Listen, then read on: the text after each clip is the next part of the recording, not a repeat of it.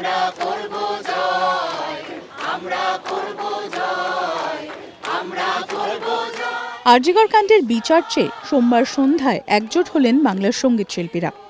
গানে গানেই প্রতিবাদের সুরে সুর মেলালেন তাঁরা।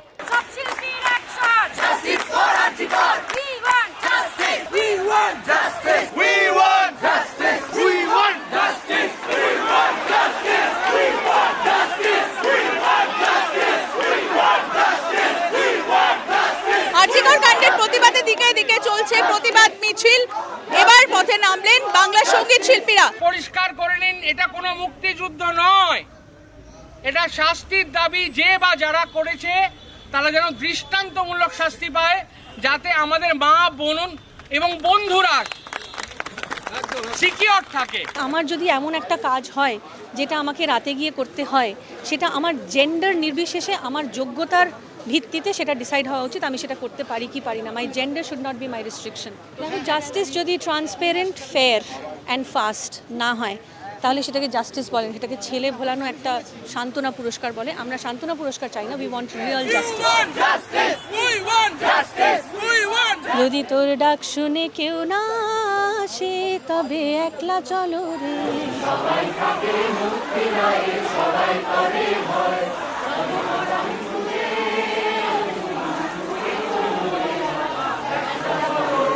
আমি নারী সুরক্ষা দেবার কেউ না, যেটা নিয়ে আমাদের ভাবতে হবে সেটা হচ্ছে নাগরিকদের প্রত্যেকের সুরক্ষা, সে নারী পুরুষ নির্বিশেষে। জীবনের সুরক্ষা, জীবনের বেঁচে থাকার সুরক্ষা, প্রকৃতির সুরক্ষা, তাই না?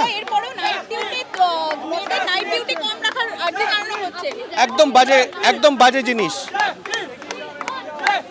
বরং আরো বাড়িয়ে দেওয়া উচিত, এই স্কোপটা আরো বাড়িয়ে দেওয়া উচিত। কলরব কলরব কলরব কলরব, জব্দ হোক, নিঃশব্দ হোক, স্তব্ধ হোক শত্রু, সব মানবতার শত্রু যারা, তাদেরকে স্তব্ধ করে দিতে হবে। নাইট শিফট মেয়েরা, আমরা যদি এখন সমান অধিকার বলি নারী পুরুষের, সেক্ষেত্রে এই নিয়মটা কখনোই অ্যাকসেপ্টেবল নয়, অন্তত আমার কাছে। যদি মেয়েদের বলা হয় নাইট শিফট করা যাবে না, বা নাইট ডিউটি করবে না, বা যে কোনো ধরনের রাত্রেবেলা কাজ করবে না, তাহলে তো তাদের স্বাধীনতা কেড়ে নেওয়া হচ্ছে। প্রপার ইনভেস্টিগেশন এবং সেই তার সঙ্গে জড়িত সমস্ত দোষীদের চিহ্নিত করা এবং তাদের দৃষ্টান্তমূলক শাস্তি দেওয়া, এটা সবার আগে দরকার, তারপরে বাকি সমস্ত কিছু হবে। আমরা মহিলাদের নিরাপত্তা দিতে পারছি না, তাই কি সেই জন্যই কি বলছি রাতে তোমাদের ডিউটি করতে হবে না? এমন অনেক মানুষ আছেন যারা খুব ভালো করে জানেন কত মহিলা রাত্রির বেলা বেরিয়ে কাজ করেন, তারা নাইট ডিউটি করেন।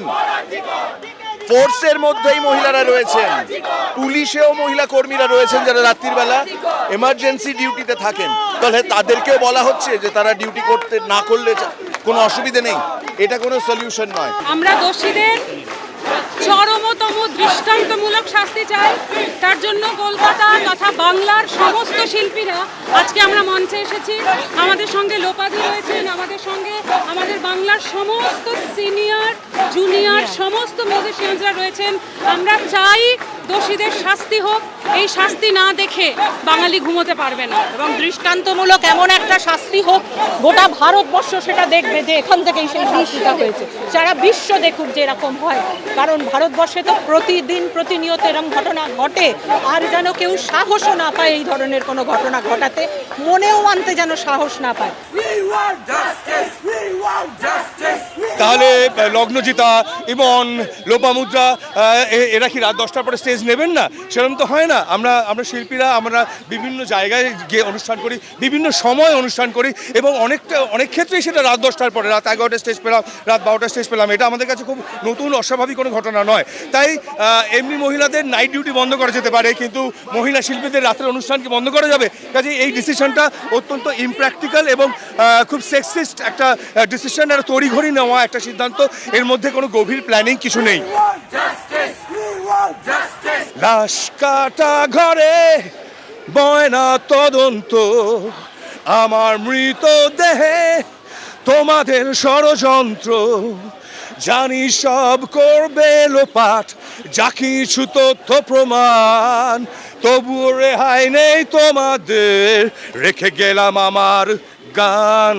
নৃশংস পৈশাচিক ঘটনা যে ঘটনা ঘটে গেছে সেই ঘটনার যেন প্রপার বিচার হয়, জাস্টিস হয়। একসঙ্গে রাস্তায় নাবার একটাই মোটো, একটাই উদ্দেশ্য, সেটা হচ্ছে এই মুহূর্তে আমাদের বিচার চাই। We want justice.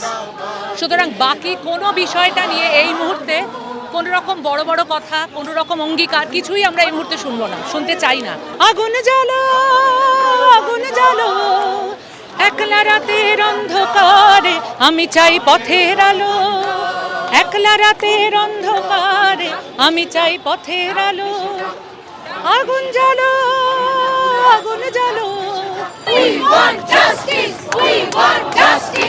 আমার মনে হয় এগুলো আমাদের খুব শক্তি দিচ্ছে, আর আমরা সত্যিই চাইছি যে আমাদের ভারত লক্ষ্মীদের লজ্জা এবার ঘুচুক, সত্যি ভারত লক্ষ্মীর উঠে দাঁড়ানোর সময় হয়েছে। আর আজকে সত্যি দেখুন যে এখানে শুধু সঙ্গীত শিল্পীরা নেই, যারা গান বাজনা ভালোবাসে, সারা কলকাতার মানুষ আমাদের সঙ্গে। আমরা কিন্তু একটা সাইলেন্ট প্রোটেস্টে এখানে এসেছি। We want justice. That's my song right now. এর বাইরে আমার মাথায় কোনো শব্দ আসছে না। এখন কাব্য করার সময় নয়, এখন পূর্ণিমার চাঁদ ঝলসানো রুটি। এখন আর কাব্য করার সময় নয়। আমি কাব্যকে অকাব্য করে বললাম, যদি যাদের বুঝতে হয়, যারা বুঝবেন তারা। এখন সময় জাস্টিসে। গোটা সমাজের বিভিন্ন জায়গায়, শুধু একটা জায়গায় না, সমস্ত জায়গার সমস্ত মানুষ যেন জাস্টিস পায়। সকালে সুরক্ষিত, রাত্রিরে সুরক্ষিত বলে কিছু নেই।